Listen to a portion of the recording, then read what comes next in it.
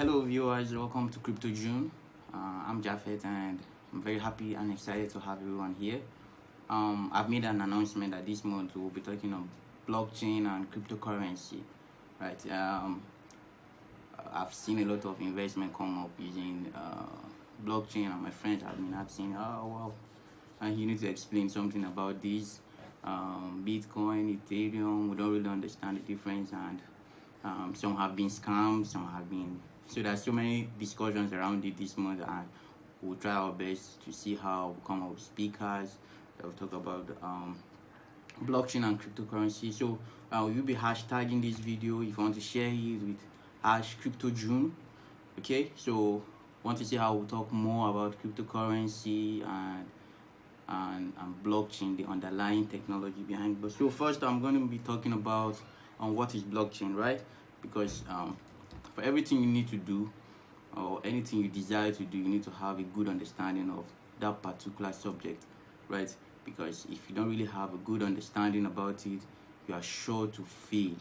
So for people that are actually following this topic on blockchain or cryptocurrency for the first time, I will really advise you to have a good study, because what I might explain might not really be too clear at the end of the day. So but you keep following us, keep following these videos, and I'm very sure at the end of this month you're going to have a good understanding on what blockchain is and how it has been used for several use cases. I will be discussing about the use cases so that we will have a good understanding about it, right? So you can also check up on YouTube, you can check up on different platforms that talks about blockchain and try to have a good understanding.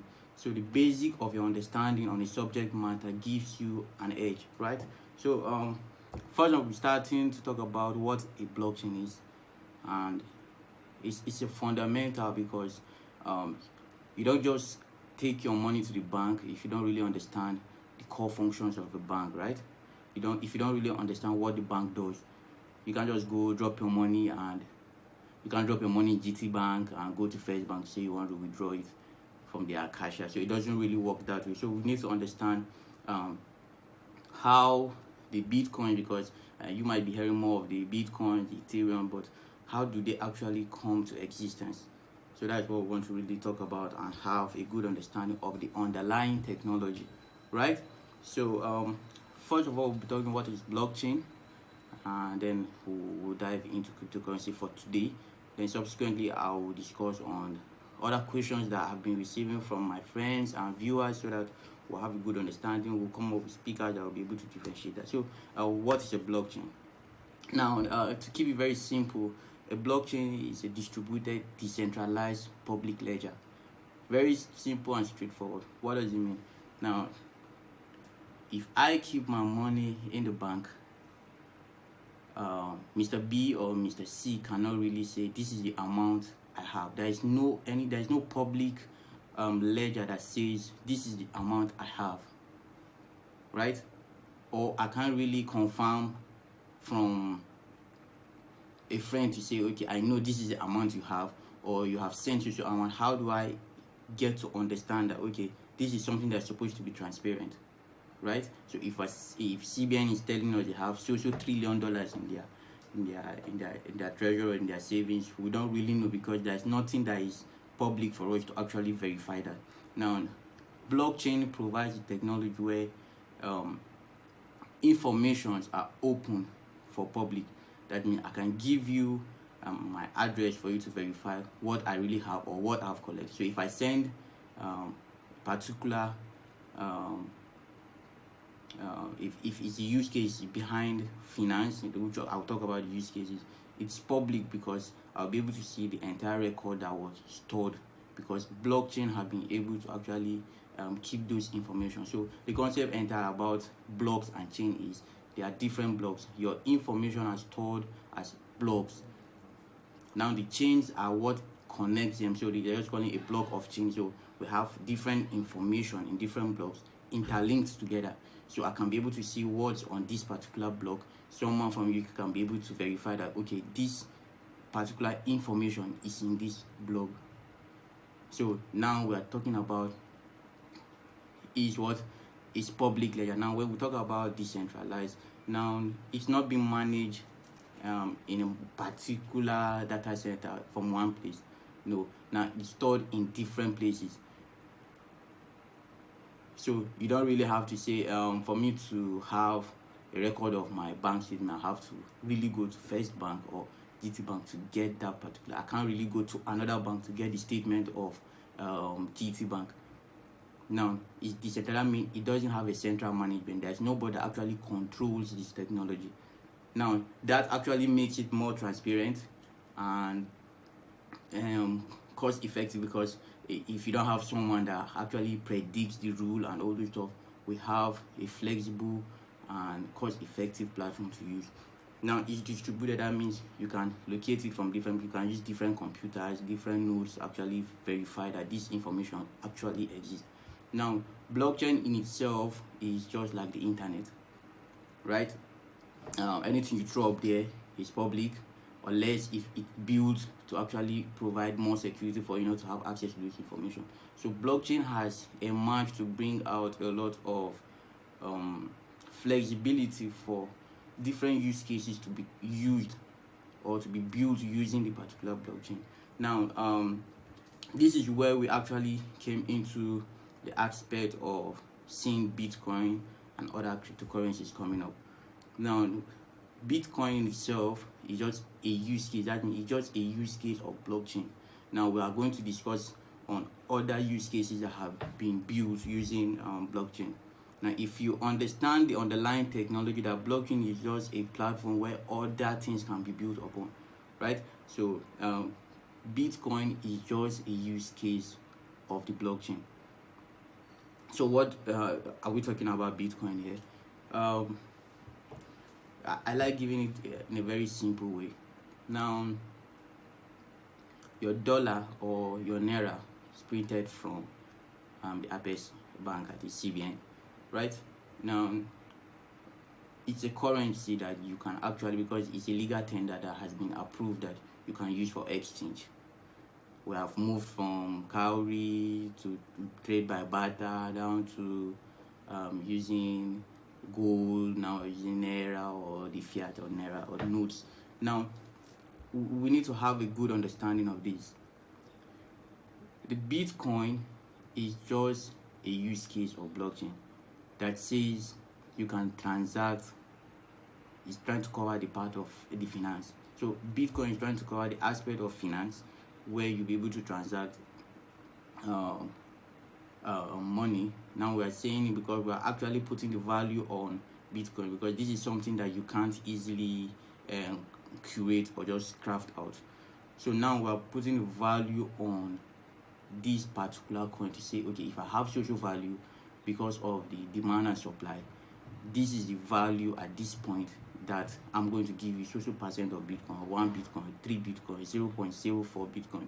So because we have been able to attach value to this particular virtual currency, now it can be used as a means of exchange.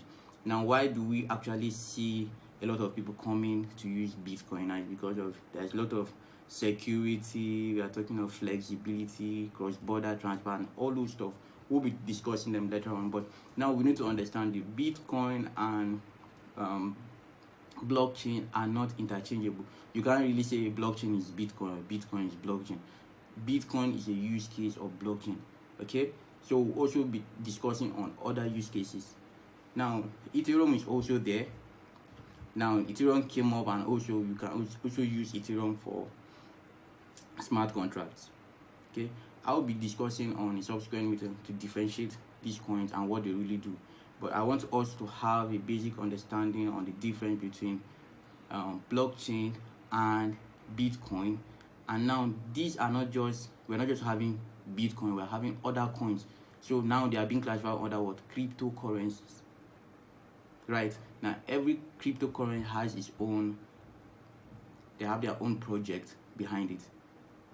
So as we'll be talking on the coins subsequently, we'll be talking on the projects behind them and what makes that particular coin more valuable. Is it because of the project actually going on, or is it because of demand and supply, or there's some market forces behind them, which we'll also be looking at. But now we need to understand that blockchain or Bitcoin are not scam, right? Now, I've been seeing a lot of videos on bring 30,000 naira and get 100,000 naira, or bring 50,000 and get 200,000 naira. Now, these are things that you need to understand, that a technology can be there, but the use case can also be defaulted. If you bring 30,000 naira and you're expecting 100,000 naira, and at the end of the day you don't really get the money, it doesn't make your 30,000 naira fake, right?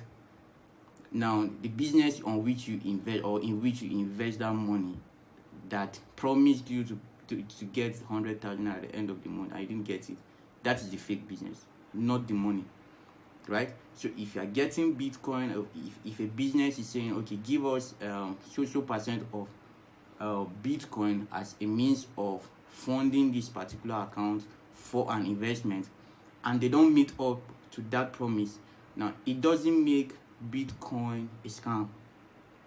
Please, let's get it very well. It doesn't make Bitcoin a scam. It doesn't make blockchain a scam. Now, but that business have actually used the method of collecting funds using Bitcoin now is the scam. So if I'm running a hedge fund and I say, okay, I'm going to collect cryptocurrency, and I'm opening up let's say Bitcoin, Ethereum to the hedge fund, that means you can invest to buy stock, but you can actually do that using Bitcoin or Ethereum. If my company doesn't meet up to the expectation or the promise I have given you, doesn't make Ethereum or Bitcoin a scam. It means I am the scam, if it works that way, right? So that's what we need to understand. Just like the way we invest our money or we lose our money, we buy stock, we try to do different things, sometimes we lose, sometimes we gain. It doesn't make the money fake. It only makes the company or the particular business fake, because they were not able to provide you with the expected result or the promise they have given in return of that particular investment you did. So it's just the same thing. If I'm going to collect funding, I can say you can pay me in dollars, you can pay me in naira, you can pay me using gold. So it's the same thing. I can also tell you, okay, I want you to pay me using Bitcoin. Now, the only way you'll be able to understand it is, I cannot just send Bitcoin through air. There is something that empowers it. That's where the blockchain is. As I've said, if you understand, cryptocurrencies, Bitcoin, Ethereum, and other coins that we'll be discussing subsequently are being powered by blockchain. Now, these are just the cryptocurrencies. We're not talking about the healthcare system. We're not talking about the land management systems. Now, those things can, or those applications or use cases can also be built using the blockchain. Now, but we're having a lot of, I want to make money, and there are a lot of misconceptions that have been coming up to say blockchain is scam, Bitcoin is scam, Ethereum is scam. No. First of all, you need to understand, to everything you need to do or you want to do, ensure you have a good knowledge about it. If not, where people are making money, you will go there and get poor, right? So, but you need to have a good knowledge, because if it's a business, if it's a decision, it only takes the shape of your understanding.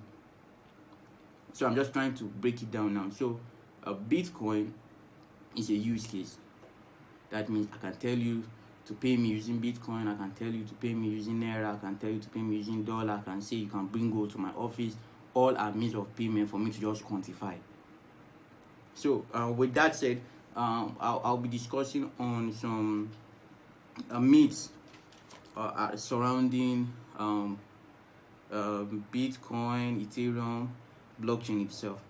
I have a couple of myths that people have been having some confusions around. The first one is, it's an illusion. Now, people believe like Bitcoin is just in the air. No, Bitcoin is not just in the air. Ethereum is not just in the air. As I've said, there are use cases, so definitely that is how we get them. Now, people mine. So people mine using this Bitcoin and using a lot of servers to mine Bitcoin, and it has a lot of cryptography behind it. So it's not something you just sit down and, okay, I want to have 10 Bitcoin and just write and get 10 Bitcoin. No. So they are real things. They are not just illusions. You don't dream them. You actually have to work to get them. So it's just the same thing. You can't just sit down and carry any stone and say it's a gold. You have to work to get it. You have to go and mine. You have to dig it out. You have to process it to get the fine refined gold. So that's the same thing with the Bitcoin. You can collect it as a means of payment from someone that has it. And remember, we said if I send you this Bitcoin, it's already stored on the block. That means I no longer have that particular Bitcoin again with me. It has moved to your own address. And there's no one that controls it to say, no, I can revert it back to you. No, anytime you perform that transaction or moving a Bitcoin from one address to another, it is successful, it's immutable. You can't just reverse it back. And there's no way you can reverse it. So now it makes it very flexible for people to exchange and say, okay, I have social amount. Take this amount. I'm going to use this to pay. So they are real. It's not just an illusion. So you can use it to pay for goods. So many platforms have been coming out. E-commerce systems have been coming out where you can use Bitcoin and Ethereum to make payments for goods and services. Okay, and the next one here, some people have that notion that you have to own the cryptocurrency before you make profit from it. Okay, that's one part of it, right? But just like stocks or forex, you can trade against the price of Bitcoin. I mean, I don't really have to own it, right? So I can trade against the price of Bitcoin or Ethereum or any cryptocurrency. I can buy when it's that low, when it's high, I sell it. So I can trade against the price, not really have to own it. Owning it is just one way. I can own the Bitcoin and hold it, maybe purchasing when it's low and holding it with me. That is just the holding method. Then when it goes high, then I exchange it for cash, or I can swap it with other cryptocurrency. Okay, so you don't really need to just own. You can trade against price for you to make money with it. Like I've said earlier, people think Bitcoin is the same with blockchain. Okay, they have the BB word, but doesn't mean they are the same.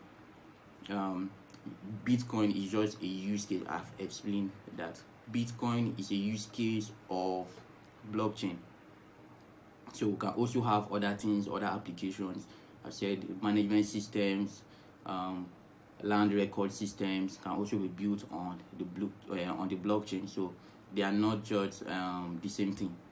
Please, they are not interchangeable. They are just they work hand in hand. All right. So the next one again is cryptocurrency are all the same. Anytime you just say cryptocurrency, someone feel okay, cryptocurrencies are all the same. Cryptocurrencies are not all the same. Now they have characteristics that makes them cryptocurrency, which can also be generated because since they are all running on a blockchain, right? But it doesn't make them the same because we have different projects behind every cryptocurrency. Like the BAT used for advertisement. Bitcoin is majorly for money transactions. We have Ripple. Banks are using that now to speed up transfer. We have a lot of Ethereum for smart contracts, and a lot of them. Everyone has a specific project on which is being built on. So if I just say cryptocurrency, I don't mean everything is the same. So I can decide to collect Bitcoin and I can decide not to collect Ethereum on my own platform of payment because they have different projects, and everyone has, if you can go through the market cap, the demand and supply of Bitcoin might be more than demand and supply of Ethereum at a particular period because of the particular use cases people are using them at that particular period of time, right? Then the latest one is because I believe so many people have been hurt from, let's say, some Ponzi schemes. So many people believe Bitcoin is for criminals. There's a lot of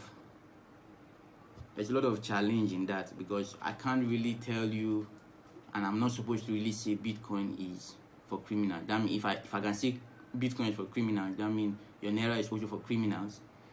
The dollar is also for criminals, because if you check statistics, the US dollar is majorly even used for money laundering. So I'm going to call the US dollar for criminals. It's not. right? So I said earlier is how people use a particular technology, or how people use a particular use case of a technology that matters, not really technology, right? When Yahoo came out, it was actually solving the issue of sending emails and messages instantly. When people started defrauding other people on Yahoo using fake emails and all this stuff, we turned Yahoo to become like a normal way of, if you say Yahoo is Yahoo, you're stealing money or something like that. No, it's the bad fruits that have been using a good technology. So let's not allow the fear or how people have used Bitcoin to say Bitcoin is for criminals. Bitcoin is not for criminals. Bitcoin is out to actually solve a lot of barriers when it comes to transactions or for money in and out of the country. So it's not for criminals. If we say it's for criminals, then other currencies are also for criminals. Then so many people, most people from this part of the world, feel like I can only do this if I'm tech savvy. I've seen so many people own Bitcoin, make money from it, and don't really have a very strong, let's say, computer understanding. So many platforms have made it very easy for you to go in, buy Bitcoin, sell the Bitcoin, buy Ethereum, sell Bitcoin. Just like the way you have your Facebook account. Gradually, as you keep following those platforms, you begin to understand, okay, this is the best time to buy, this is the best time to sell. You don't really need to have all the knowledge on computers or phones for you to be that basic that you need to understand, which we are going to also discuss again. Then someone also say they are not safe. It's one of the problems people have been saying, that Bitcoin is not safe. But I really, on statistic, is one of the safest now when it comes to keeping your Bitcoin as your currency. Now, we're not talking about the volatility that can affect you making more, because it operates based on demand and supply, so it can go up, fall down, and all this stuff. But we're talking about the security now. It's easier for someone to hack into your mobile app and just get something, or try to scam you and get your naira or your dollar or your fiat money easily, than just hacking into an account where you have stored your Bitcoin. So it's very difficult to hack into third-party accounts. Bitcoin platforms have a lot of security on them, so it's more safer than the one you think with the bank, because we have been having a lot of issues, scam using USSD and all this stuff. So I'm not saying the banking system be really bad, but if we look at it, more of losses actually come on our fiat more than the Bitcoin end. Then there's one again. Okay, Bitcoin are illegal because they are not legal tender. What really makes something a legal tender has also made that stuff become so easy for people to actually manipulate, right? The government comes to say we are making this particular dollar or naira a legal tender for transaction. The same government goes behind and keep printing more of it, causing inflation up and down, because they have the power now to print as much as they want. Now, why do we not accept the fact that Bitcoin is a legal tender? Because you cannot just really go and manipulate creating Bitcoins or just having Bitcoin the way you want it. So that's why people are posing to say, okay, it's not a legal tender, we don't really understand it. No. Now, because the use case is very strict and it's more secure, it's transparent, so many people that feel they can't manipulate or get profit out of it are actually coming up to say it's not a legal tender. If gold can be a legal tender as of then to exchange, the banks or the government tell you, bring your gold, we give you naira or dollar. That means money is supposed to have the entire characteristics. It's not supposed to be something that we should be able to maintain its value for quite some while, not to actually continue having inflation up and down. We're supposed to maintain the value of money. We're supposed to ensure that it's divisible. Okay, we're not supposed to have too much of it because we feel we can just print it out. So Bitcoin has actually have a lot of characteristics of money and I don't see a reason why we should say it's not a legal tender. United States have actually looked into it. It has a green light to go, because they have seen that it actually covers this characteristics of money, and it will be bad for us to actually hinder a technology from going forward because of our own selfish interest, or because we feel we don't really understand. If we don't understand, as I say, you have to actually empower yourself with the knowledge of understanding, right? Then someone said Bitcoins enable tax evasion. Okay, people have been saying that if you have Bitcoin, you avoid tax. And I still say the more of people that evade tax are people that also use the fiat also. We have been seeing tax waivers for businessmen up and down. We have been seeing people not even paying their tax. And we have been seeing how tax have been added on products. So you don't really eat the Bitcoin, right? If it's used for transaction, and I believe we have added tax on this product. We have added tax on our day-to-day life commodity we purchase, our houses and all this stuff.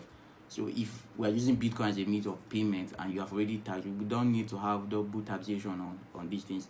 You have already taxed those products we pay using Bitcoin. So you want to tax the money that you don't really handle or something. So there's going to be a proper understanding in due time, because I feel government or financial institutions really need to have a good understanding on how is this thing being used, and let's really not defile the use of money and the characteristics. We should ensure anything that is used as a legal tender should actually follow these characteristics, and it should be maintained and respected.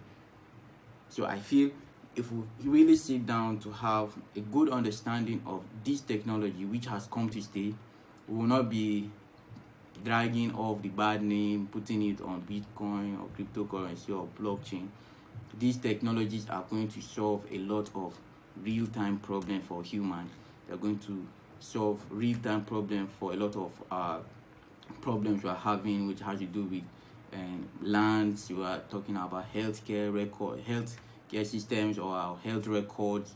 We're going to have a lot of so I feel when we accept Bitcoin with blockchain, it opens up a new era where companies will come up to provide other solutions that will be used on blockchain, rather than stigmatizing it. Let me put it that way. When one technology is being accepted, it opens up doors for more research to be done on it, and at the end of the day, we'll see more progress towards how platforms will be using blockchain, and how we see humans enjoy the full capacity of technology. So this video, you can share it to your friends. Make sure to use the hashtag CryptoJune. So we'll be talking more on cryptocurrency and blockchain this month. So ensure you share it to your friends. You can follow me on Facebook and Instagram. I'll also have these videos on my YouTube channel, so that subsequently you can come back, digest some of this information. If you have any other question, you can just drop it for me, then we'll see how to handle some of those questions. Don't mind me, I just had to come up with this quickly to see how we have a good understanding, or the basic understanding of what we'll be doing throughout this month. As I've said, I'll be discussing more on the blockchain, the cryptocurrency this month. So this is just for us to actually understand where we are going to be headed to, and I have a lot of questions that I need to be clarifying as the day goes by. So so you can start sharing to your friends. They should like the page, so that subsequently they don't miss those important questions and answers I'll actually come up to share with us again. So thank you very much, and do have a wonderful day ahead. Bye.